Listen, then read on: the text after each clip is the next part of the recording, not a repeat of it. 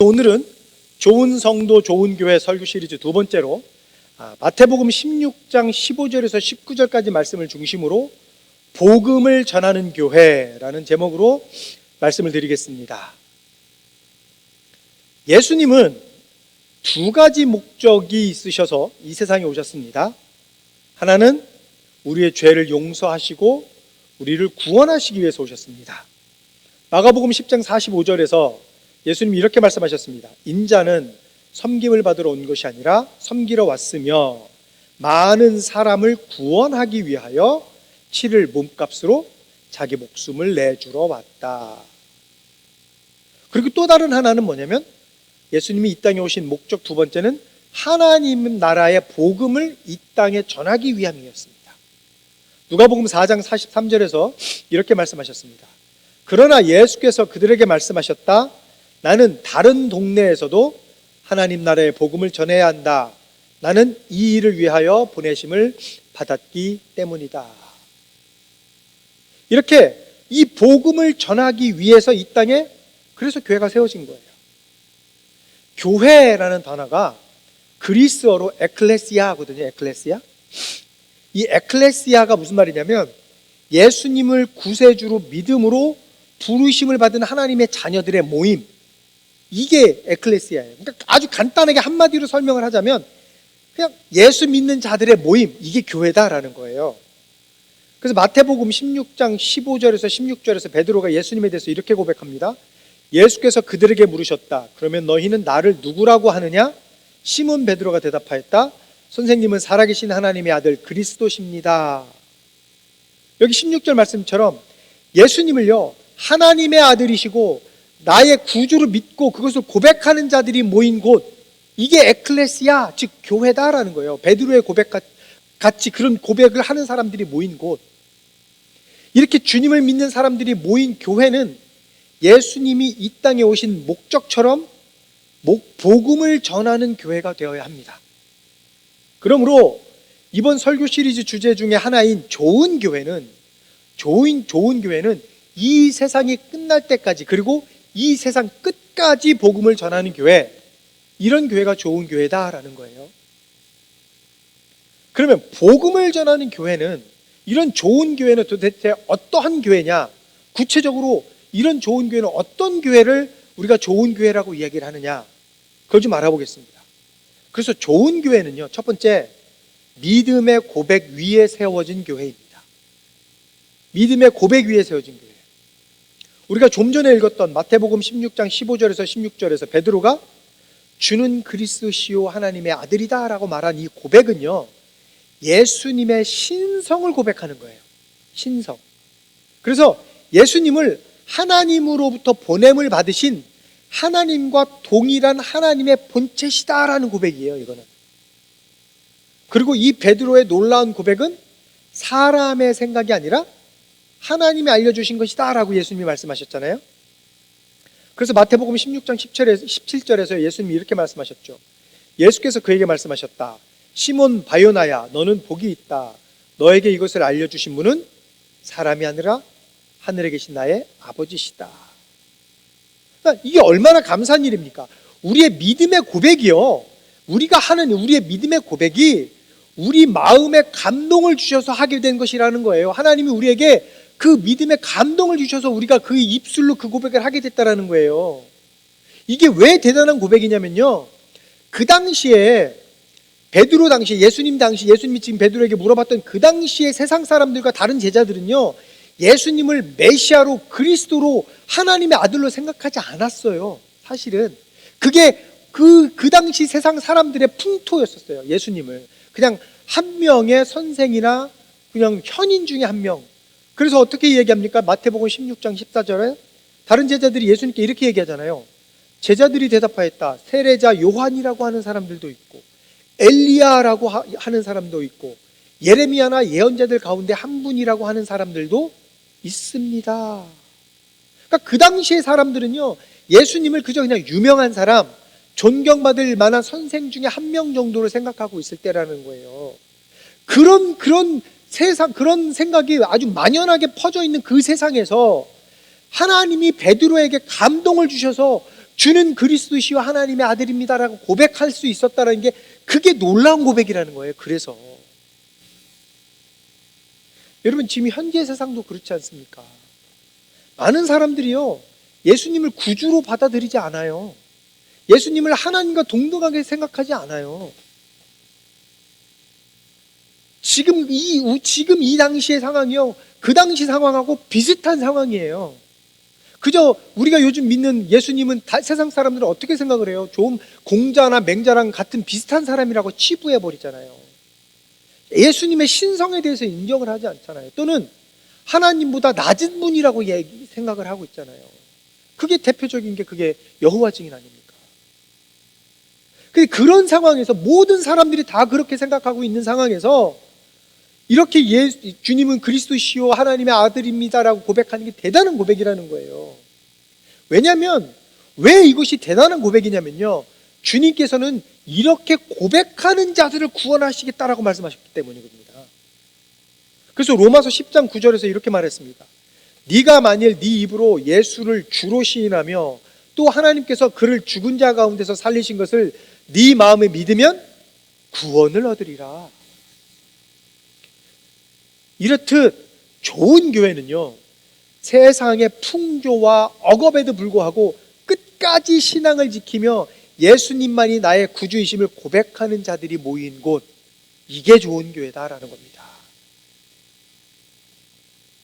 그 좋은 교회는요, 두 번째, 영적 전투에서 승리하는 교회입니다. 영적 전투에서 승리하는 교회. 우리가 계속 지금 마태복음 16장 15절에서 19절 말씀을 놓고 우리가 이야기하고 있잖아요. 그런데 보세요, 하나님이 주신 감동으로 예수님을 구주라고 고백한 이 베드로에게요, 예수님이 18절에서 뭐라고 말씀하셨냐면 이렇게 얘기합니다. 나도 너에게 말한다. 너는 베드로다. 나는 이 반석 위에다가 내 교회를 세우겠다. 죽음의 문들이 그것을 이기지 못할 것이다. 지금 베드로의 고백을 들으신 예수님이요, 베드로의 이 믿음의 고백 위에 교회를 세우시겠다라고 말씀하셨어요. 이제 여기서 여러분, 베드로라는 의미는 반석을 의미해요. 락. 이게 베드로예요. 그러니까 이 18절 말씀처럼 나는 이 반석 위에다가 내 교회를 세우겠다라는 이 얘기는요, 어떤 반석이라는 이 돌이라는 어떤 물리적인 것도 아니고요, 베드로 위에다가 그 베드로가 가는 모든 곳에다 교회를 세우겠다는 게 아니라 이 고백을 하는 사람들이 모인 모든 곳에 교회를 다 세우시겠다는 거예요. 아까도 얘기했지만 베드로는 반석을 의미하잖아요. 근데 우리가 여기서 보면요, 한국어 성경에서 보면 베드로의 의미에 대해서 설명이 되어 있지는 않아요. 근데 영어 성경에는요, 이 베드로는 반석을 의미한다라고 이야기해요. 뭐라고 얘기합니까? 영어 성경에 여러분 읽어봐. 여기 위에 있잖아요. I will build my church. 그 다음에 그 위에 뭐라고 써 있어요? Which means rock. 베드로라는 의미는 rock, 반석이다, 바위다라는 얘기예요. 그러니까 예수님은요, 베드로가 고백한 그 믿음, 반석과 같이 견고한 그 믿음 위에 교회를 세우시겠다라는 거예요. 그래서 어디서나 이러한 믿음을 가진 성도들이 모인 곳에서는 그곳은 바로 교회가 된다라는 겁니다. 그런데 교회는요, 이 말씀 잘 보셔야 돼요. 교회는 우리가 세우는 것이 아닙니다. 예수님이 세우십죠. 예수님이 세우시는 거예요. 예수님이 뭐라고 얘기했어요? 이 반석 위에 내가 내 교회를 세우겠다라고 말씀하시잖아요. 그러니까 이렇게 믿음의 고백을 하는 사람들이 모인 곳에 예수님이 교회를 세우시겠다는 거예요. 예수님의 교회. 그래서 이 교회는 우리 교회가 아니고 예수님의 교회다라는 거예요. 18절에 I will build my church. I will build. 내가 세울 것이다. 누구 교회? My church. 내 교회. 예수님의 교회. 그러면 우리 시온 교회는 예수님이 세우신 교회다라는 겁니다. 우리가 세운 것이 아닙니다. 그래서 그 다음에 18절 하반절에 뭐라고 얘기합니까? 죽음의 문들이 그것을 이기지 못할 것이다 라고 얘기하십니다. 왜? 예수님이 세우신 교회니까. 여러분, 믿음 위에 세워진 교회는요, 강합니다. 강해요. 음부의 권세가 이겨내지 못할 정도로 교회는 강합니다. 사실은 새 번역에서는 우리가 지금 읽어봤지만 죽음의 문들이라고 얘기하잖아요. 개역개정에서는 음부의 권세라고 표현하고 있거든요. 근데 우리가 영어 성경을 보면 뭐라고 얘기해요? The powers of hell. The powers of 지옥의 권세들이라고 얘기하는 거거든요. 그러니까 지옥의 권세들이 이 교회를 이기지를 못한대요. 그러니까 예수님이 말씀하신 이 죽음의 문들, 이거는요 죄와 사망의 권세 아래 갇혀 있는 사람들, 어둠의 사람들을 이야기하는 거예요. 어둠의 영들, 악한 사탄이 사람들을요 그의 감옥에다 가둬두려고 하잖아요. 보세요. 두려움의 감옥에 가둬두려고 하고요, 저주의 감옥, 죄와 사망의 감옥, 절망의 감옥, 음란과 방탕과 술 취함의 감옥, 미움과 다툼과 분쟁의 감옥, 시기와 질투의 감옥, 거짓과 위선의 감옥, 분노의 감옥, 생활의 염려 등의 감옥 등 수많은 사람들이요 이런 음부의 감옥 속에 갇혀 있어요. 누가복음에 이런 이야기들이 다 나와 있잖아요. 영적으로 볼 때 예수 믿지 않고 죄 사함을 받지 못한 사람들은요 모두 다 이렇게 죽음의 문들, 음부의 감옥에 갇혀 있는 사람들입니다. 그리고 어느 누구도 자기 힘으로 그 감옥에서 나올 수가 없어요. 그런데 예수님이 그 음부의 권세를 깨뜨리셨다라는 거예요. 뭘로? 사망의 권세. 사망의 권세를 예수님이 깨뜨리셨다라는 거예요.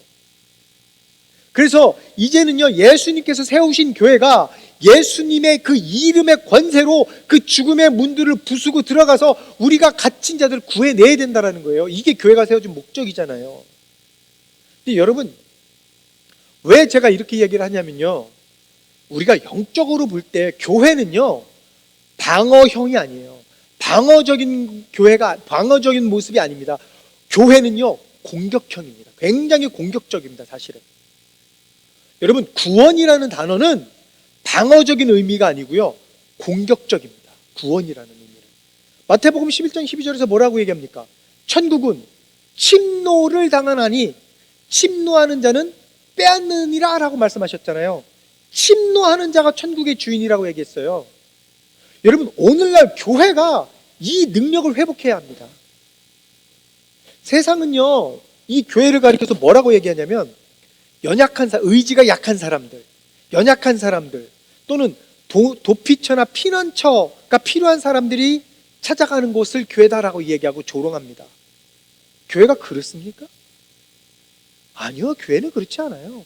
교회는 약한 사람들, 의지가 약한 사람들이 모여서 뭐 이렇게 그냥 좀 이렇게 초월적인 존재한테 나를 그냥 의지하고 나를 좀 도와주세요라고 모이는 곳이 아니에요. 단단히 잘못 생각하고 있는 거예요. 교회는요 강한 자들이 모여 있는 곳입니다. 보세요. 교회는요 죄를 이기는 사람들, 자기 자신의 옛사람, 내 옛사람의 그 탐욕과 정욕을 절제하고 이겨내는 사람들, 원수를 사랑하는 사람들, 오른편 뺨을 때리면 그 사람과 싸우지 않고 오히려 내 왼편 뺨도 내어주고 그렇게 할 수 있는 여유로운 사람들, 강하지 않으면 그렇게 살 수 없는 사람들이 모인 것이 교회예요. 네, 내가 그만큼 그 사람들을 버텨내고 이길 수 있으니까 내가 오른뺨을 맞았을 때 너 혹시 왼쪽 뺨도 때리고 싶니? 그래, 그럼 때려. 내가 맞아줄게. 이게 강한 사람들이잖아요. 약한 사람들이 아니란 말입니다. 여러분, 교회는 이렇게 강한 거예요. 교회에 오는 사람들은 이렇게 영적으로 강한 사람들이고요 신앙적으로 강한 사람들이 모여있는 곳이 교회예요. 절대로 방어적이지 않아요. 그런데 교회는요 이 강함을 예수님이 이 땅에 오신 목적에 맞게 복음을 전하는데 이 강함을 사용해야 한다라는 겁니다. 피하면 안 된다라는 거예요. 숨어 있으면 안 된다라는 거예요. 왜 교회가 세상 가운데 세워집니까? 아무런 세속적인 것이 묻지 않은 그냥 산속에 들어가 있어도 되는 건데 왜 이 더러운 세상 속에 교회가 세워지고 그 교회가 부흥을 합니까? 거기에 있는 믿지 않는 사람들을 공격적으로 가서 복음을 전하기 때문입니다. 그래서 교회가 공격적인 거라는 거예요. 여러분, 우리 시온교회는 영적으로 강한 교회가 되어야 합니다. 영적으로 강한 교회는 사탄의 공격을 피하는 것이 아니라 오히려 그 사탄의 공격과 맞서 싸워서 사탄을 이기는 교회입니다. 영적으로 강한 교회는 세상의 핍박과 조롱과 억압에도 흔들리지 않고 믿음의 길을 꿋꿋이 걸어가는 교회입니다. 우리는 사탄의 유혹과 제약에 절대로 방어적이어서는 안 됩니다. 사탄의 유혹에 우리는 서로 딜하면 안 됩니다. 오히려 우리는 공격적으로 그들과 그 악한 것들과 맞서 싸워야 합니다. 우리가 그 악한 것들에게 강하게 우리가 싸울 때에 죽음의 권세가 버티지 못하고 도망간다라는 겁니다.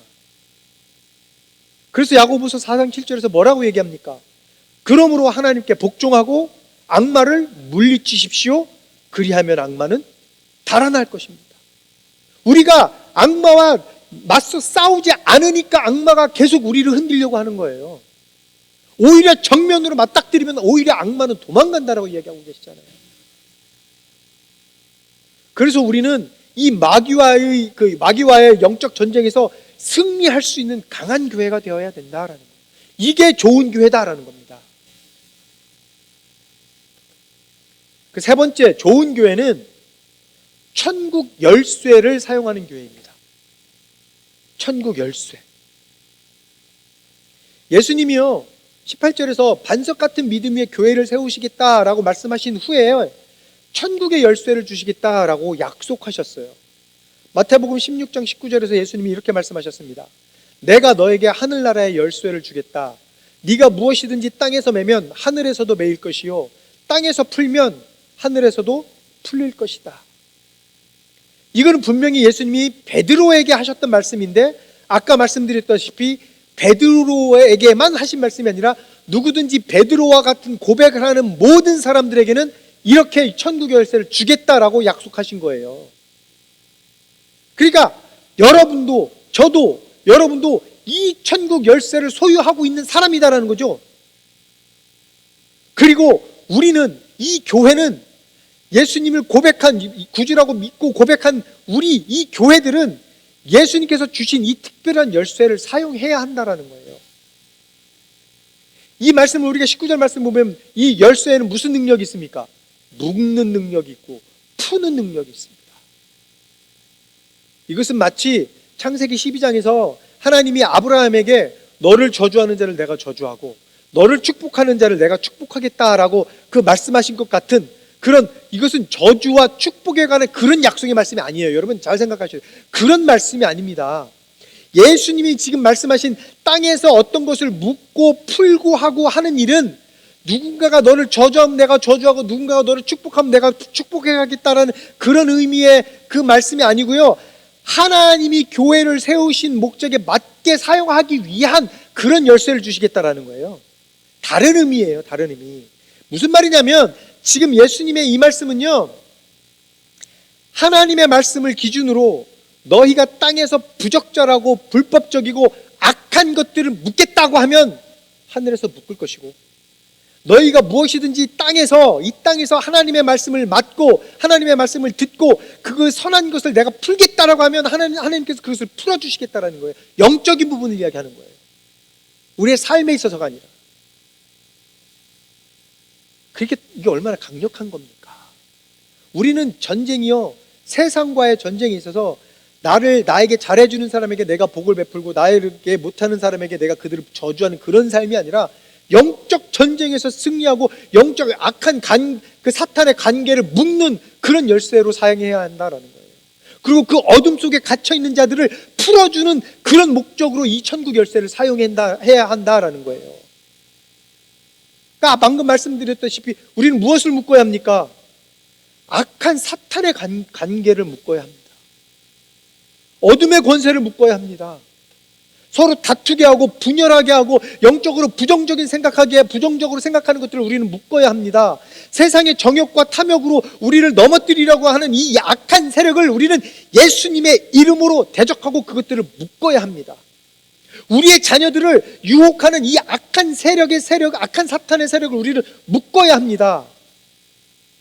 그럼 우리는 무엇을 풀어야 합니까? 천국의 열쇠를 통해서 우리는 이 열쇠를 통해서 영적으로 갇혀있는 자들에게 복음을 전해서 그들을 얽매이고 있는 그 죄의 사슬을 우리는 풀어줘야 합니다. 사회적으로 억눌려 있는 자들에게 하나님의 사랑을 전하게 해서 그들이 다시 영적으로 일어날 수 있도록 우리는 그 천국 열쇠를 사용해야 합니다. 절망 가운데 있는 자에게 소망을 심어줘야 합니다. 상처받은 영혼에게 우리는 위로를 전해줘야 합니다. 천국 열쇠를 통해서. 그럼 이 열쇠가 도대체 뭐냐는 거예요. 이 천국 열쇠, 악한 사탄의 관계를 묶는 열쇠, 악한 영들을 묶는 그 열쇠, 힘들어하는 영혼들을 풀어주는 그 열쇠가 무엇냐는 거예요. 뭡니까? 그것은 예수님께서 우리에게 주신 이 천국 열쇠는 예수님이다라는 겁니다. 예수님의 이름이다라는 거예요. 그래서 모든 악한 것과 약한 것들을 묶으시고 우리에게 가장 선한 것, 가장 좋은 것으로 주신 그 예수님의 이름을 사용해야 된다. 왜? 예수님의 이름에는 능력이 있기 때문입니다. 요한복음 14장 14절에서 예수님이 그래서 이렇게 말씀하셨죠. 너희가 무엇이든지 내 이름으로 구하면 내가 다 이루어주겠다. 우리가 그래서 기도 마지막에 예수님의 이름으로 기도합니다라고 얘기하는 거 아닙니까? 우리가 주님 앞에 하는 기도, 내가 예수님의 이름으로 간구할 때 예수님 들어주세요. 그 기도 아닙니다. 예수님은요, 죽은 자도 살리셨고 마귀도 쫓아내셨고 안진뱅이도 고치셨고 눈먼 자도 고치셨고 사망을 이기시고 부활하신 하나님의 아들이십니다. 그 예수님의 이름에 있는 능력을 우리는 사용해야 합니다. 좋은 교회는 강한 교회고요, 이 강한 교회는 예수의 능력이 있는 교회예요. 우리는 예수님의 이름의 능력으로 우리 주변에 있는 악한 영들을 대적하고 묶어야 합니다. 그리고 하나님의 은혜와 축복과 능력이 임하도록 믿음으로 예수님의 이름을 외쳐야 합니다. 이렇게 믿음의 고백 위에 세워지는 교회, 영적 전쟁에서 승리하는 강한 교회, 마귀의 세력은 묶어버리고 하나님의 복과 위로를 풀어놓는 천국 열쇠를 가진 교회, 이런 시온교회를 만들어 가시기를 예수님의 이름으로 축복합니다.